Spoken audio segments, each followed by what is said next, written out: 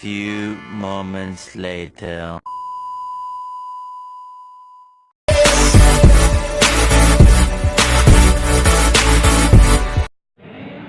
Assalamualaikum warahmatullahi wabarakatuh.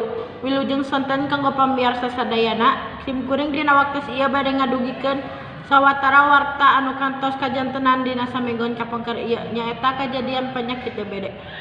Abdi sanggakeun ka saudara Risa di tempat kejadian kamantena disanggakeun. Nuhun ka saudara Rini pamiarsa sadayana ayeuna nuju di tempat kejadian.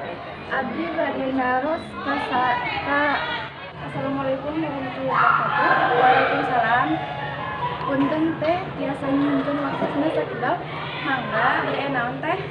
Hatur nuhun teh pas tiasa nyuhunkeun waktuna abdi di dieu bade tumaros ngeunaan timbulna penyakit nu kajadian di lingkungan ieu.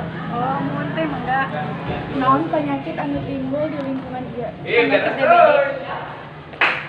Iraha kajadianna saminggu kapengker di mana tempat kejadian di Ciamis, Jawa Barat.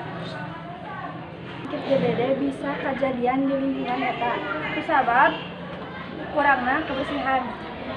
Saha anu jadi korbanna? Salah sahiji warga anu jadi korbanna nyaeta Reja. Ayeuna nuju dirawat di rumah sakit nu caket. Kusabab telat ka rumah sakitna, kondisi ayeuna nuju kritis. Kumaha cara nyegah penyakit DBD?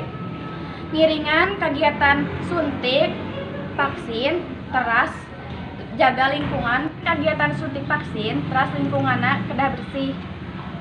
Hatur nuhun kas. Rupina sakitu warta anu parantos tiasa didugikeun ku simkuring kapayon pamiarsa sadayana. Mugi ieu warta janten manfaat kanggo pamiarsa sadayana. Wilujeng tepang deui dina lain waktos anu kapayon hatur nuhun. Wassalamualaikum warahmatullahi wabarakatuh. I'm not looking for somebody with some superhuman gifts, some superhero, some fairy tale bliss.